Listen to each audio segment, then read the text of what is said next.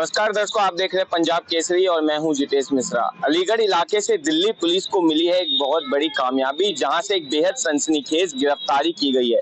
ये गिरफ्तारी 21 साल से फरार एक ऐसे शख्स की है जो देश के सबसे खौफनाक सीरियल किलर्स में से एक था। डॉक्टर दैथ यानी कि डॉक्टर देवेंद्र शर्मा का बेहद करीबी सहयोगी रहा। इस शख्स का नाम राजेंद्र उर्फ रजुआ, जो 2004 में दिल्ली के तमाम ऐसे टैक्सी ड्राइवर्स के हत्याकांड के पीछे फरार था। 21 सालों के बाद जब जाकर है दिल्ली पुलिस की क्राइम ब्रांच ने जो है इसे सफलतापूर्वक जो है हाथ लगा और इसे गिरफ्तार किया। राजेंद्र की गिरफ्तारी किसी साधारण अपराधी की गिरफ्तारी नहीं, बल्कि एक ऐसे नेटवर्क की परतें खोलने वाली है जो 2 दशकों से दिल्ली, एनसीआर, हरियाणा, राजस्थान में चल रहे एक गिरोह ट्रक और टैक्सी ड्राइवर को फंसाकर उनका अपहरण करता था, फिर उनकी बेरहमी से हत्या कर देता था। उनके शवों को राजस्थान की हजरा नहर में फेंक दिया जाता था। गाड़ियों में जो है स्क्रैप या ग्रे मार्केट में जो है उनकी गाड़ियां बेच दी जाती थी, वो भी सिर्फ मात्र 20-25 हजार रुपए में। इस गिरोह का मास्टरमाइंड था डॉक्टर देवेंद्र शर्मा, जिसे डॉक्टर डेथ का नाम इसलिए मिला क्योंकि उसने खुद माना कि उसने 50 से अधिक टैक्सी ड्राइवरों की हत्या करवाई थी। राजेंद्र उसी कुख्यात नेटवर्क का एक अहम खिलाड़ी था। उसे 2004 में दिल्ली के सरिता विहार थाने में दर्ज एक हत्या के केस में आरोपी बनाया गया था। बाद में अदालत ने उसे प्रोक्लेम्ड ऑफेंडर घोषित कर दिया था, लेकिन पिछले 21 सालों से वो पुलिस के चकमा देकर लगातार फरार होता रहा।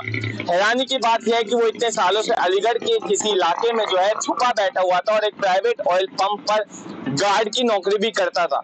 किसी को अंदाजा नहीं था कि ये वही राजेंद्र है जो एक समय में देश के सबसे खतरनाक गैंग का जो है हिस्सा था। दिल्ली पुलिस की क्राइम ब्रांच ने महीनों तक इसकी गिरफ्तारी के लिए योजना बनाई थी। गुप्त जानकारी, इलेक्ट्रॉनिक सर्विलांस और स्थानीय नेटवर्क की मदद से जैसे ही पुख्ता सूचना मिली, पुलिस की टीम अलीगढ़ पहुंची और उसे कासिमपुर से दबोच लिया गया।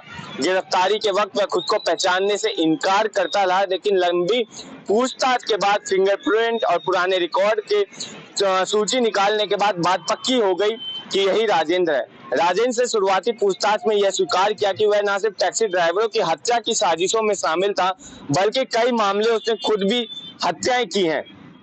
उसने ये भी बताया साथ में कि गिरोह किस तरह से पहले टैक्सी ड्राइवर को झांसे में लेकर उन्हें सुनसान जगह बुलाते थे, बुकिंग के नाम पर फिर उन्हें मार के उनकी गाड़ियों को बेच देते थे और राजस्थान की हजरा नहर में उनके शव को फेंक दिया जाता था ताकि कोई सबूत ना मिले।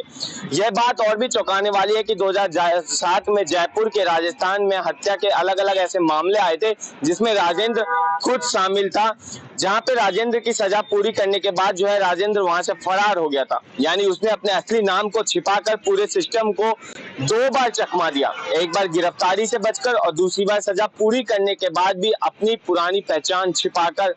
राजेंद्र की गिरफ्तारी से न सिर्फ पुरानी फाइलें से धूल हट गई, बल्कि अब दिल्ली पुलिस को उम्मीद है कि उससे पूछताछ कर बाकी बचे फरार आरोपियों तक भी पहुंचा जा सकता है। इससे पहले ही डॉक्टर देवेंद्र शर्मा को आजीवन कारावास की सजा सुनाई जा चुकी है, लेकिन माना जा रहा है कि गिरोह के अन्य सदस्य अब भी कहीं छिपे हो सकते हैं। इस पूरे मामले में एक गंभीर सवाल जो है ये उठता है कि कैसे एक आरोपी व्यक्ति से कई समय से पुलिस और सरकारी तंत्र की आंखों में धूल झोंककर आम जिंदगी जीता रहा, कैसे उसने पहचान पत्र और नकली दस्तावेज बनाए और कैसे स्थानीय पुलिस को इसकी भनक तक नहीं थी। यह सिर्फ एक सिस्टम ही नहीं बल्कि पूरे पुलिस की भी एक बड़ी चूक मानी जाएगी, क्योंकि पुलिस की काफी जांच के बाद भी राजेंद्र लगातार फरार था।